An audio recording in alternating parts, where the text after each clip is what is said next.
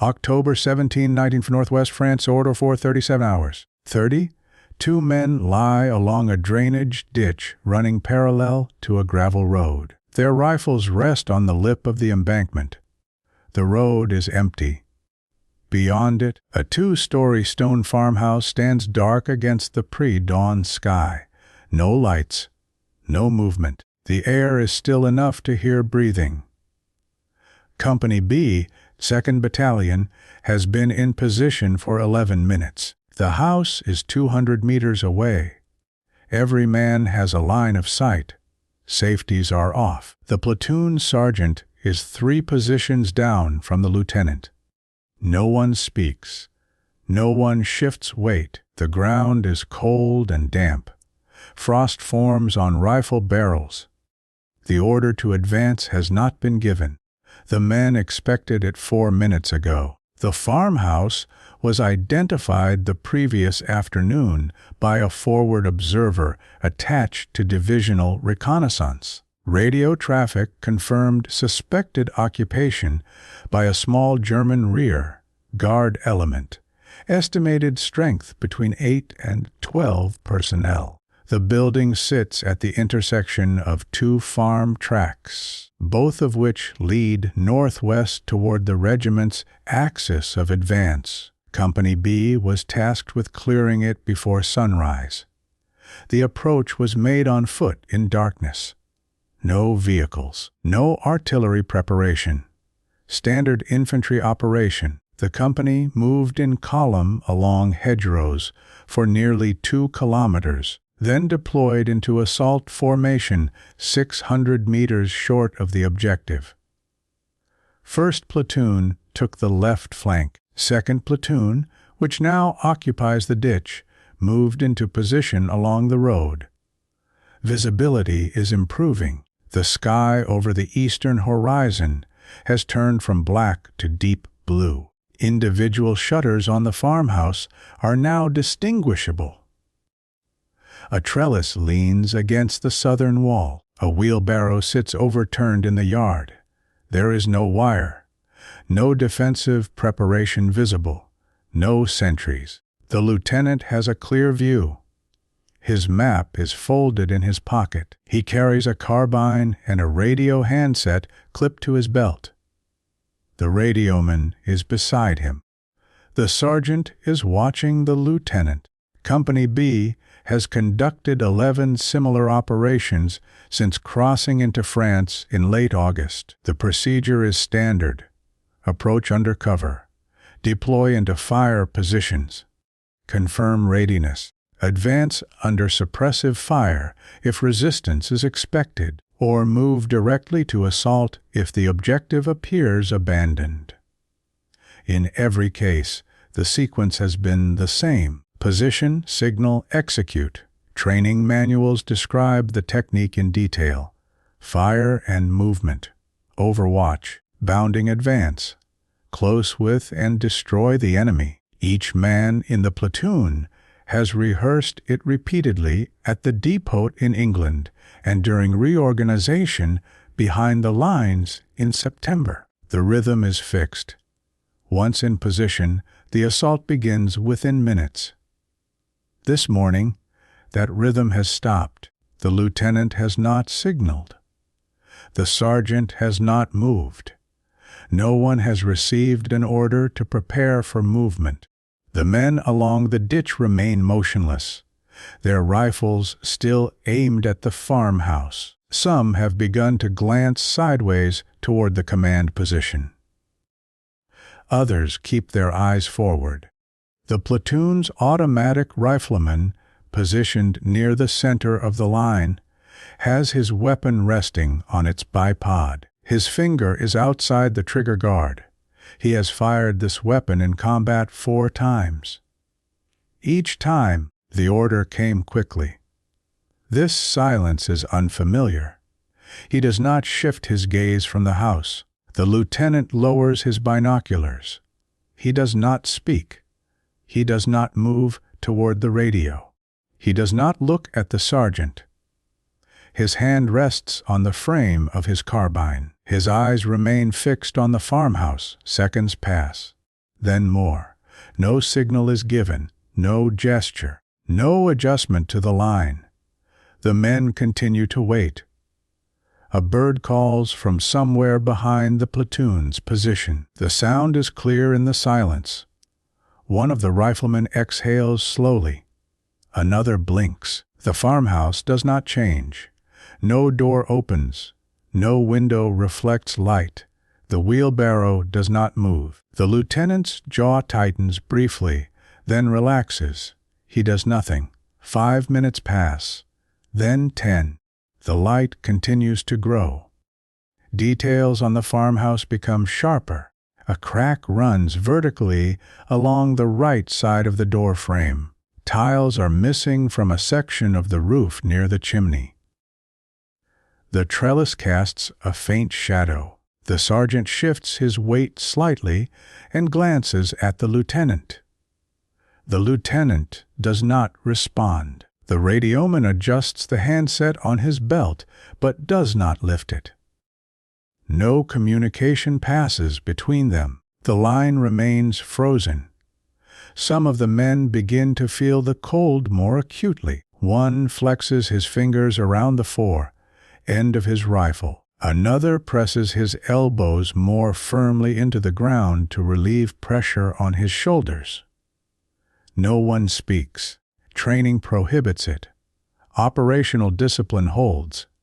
Further down the line, a rifleman turns his head slightly to look at the man beside him. The other man's eyes do not move. Both return their attention to the farmhouse. The automatic rifleman has not changed position. His finger remains outside the trigger guard. The sky is now bright enough to distinguish individual stones in the farmhouse wall. A thin column of mist rises from the drainage ditch where the men lie. It disperses slowly in the still air. The radio on the lieutenant's belt emits a brief squelch of static, then falls silent again. No transmission follows. At 0449 hours, the lieutenant turns his head and speaks quietly to the radioman. The radioman does not key the handset. The lieutenant does not repeat himself.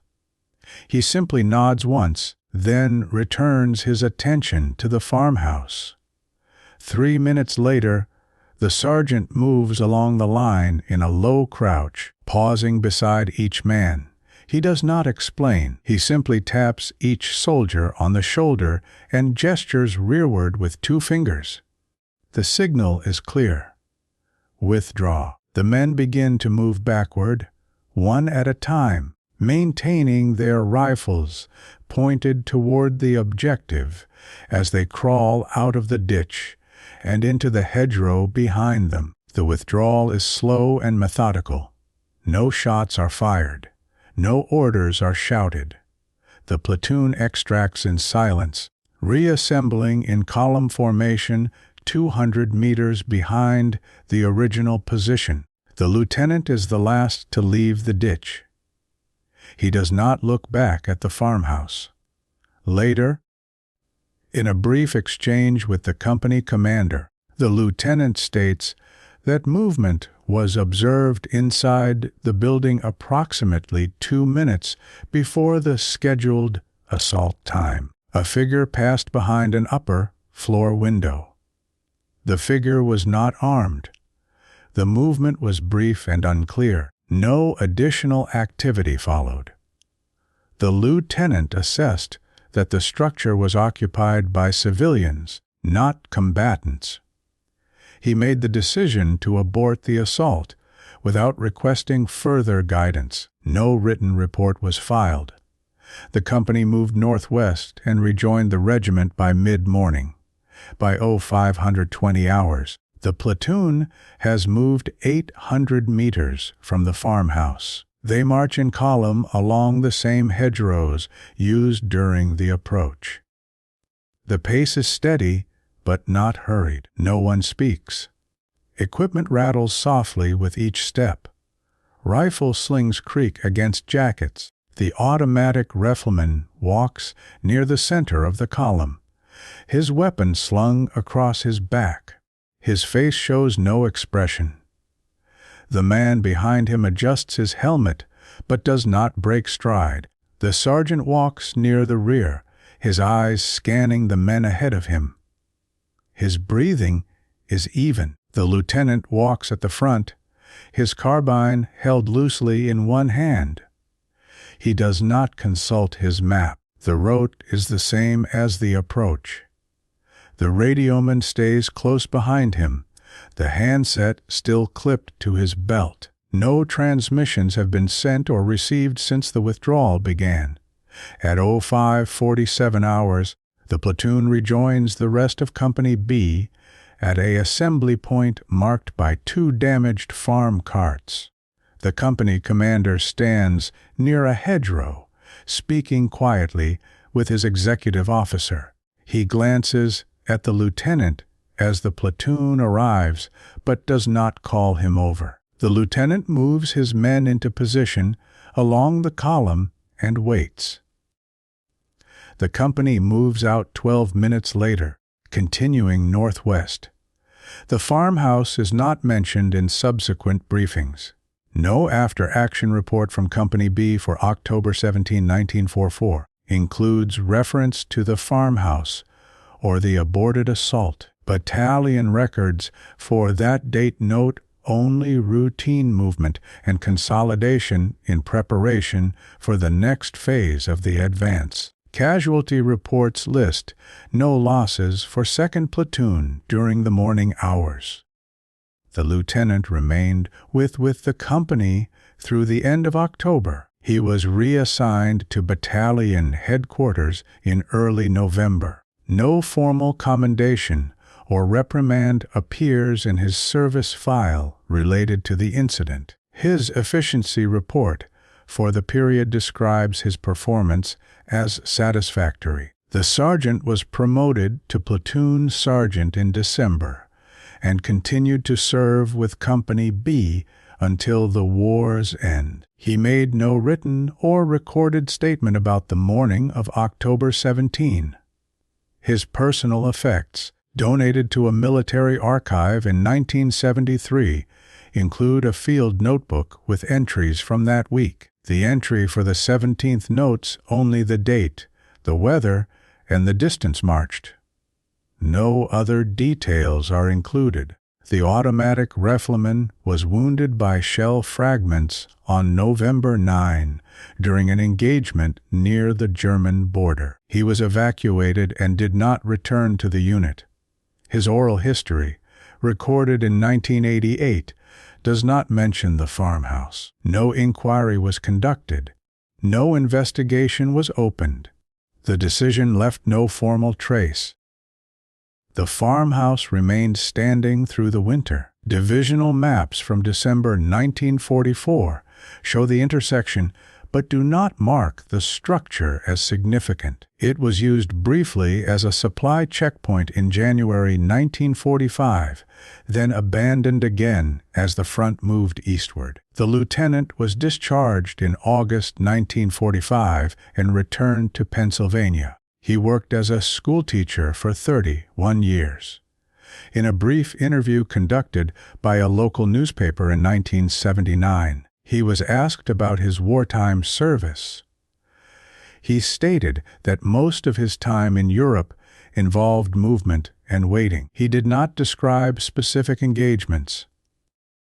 He did not mention the farmhouse. The sergeant returned to Iowa and resumed farming. He attended company reunions in 1950, 1955, and 1960, but declined invitations afterward. A letter written to a former platoon member in 1962 includes a single reference to France. He writes that he remembers the cold mornings and the weight of his equipment. He does not elaborate. 3 men from 2nd Platoon were interviewed separately for a regimental history, published in 1983. None recalled the events of October 17 in detail. One mentioned that they had approached a farmhouse during the autumn advance, but could not remember the outcome. Another stated that many such operations occurred and that most blurred together. The third did not respond to questions about specific dates. The farmhouse was partially demolished in 1968 during road expansion. The stone walls were removed. The intersection was widened and resurfaced.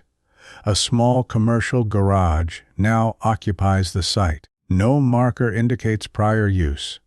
Company B's operational history, compiled from unit records and surviving documents, lists 43 engagements between August and December 1944. The morning of October 17 is not among them.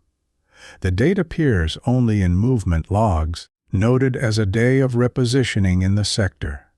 The lieutenant's service photograph, taken in early 1945, shows a man with a calm expression and no visible distinction. The sergeant's discharge papers list his rank and decorations, but include no annotations. The automatic rifleman's medical file contains injury details and treatment records. It does not reference decisions made or orders withheld. 32 men lay in a ditch for 20 minutes on a cold October morning.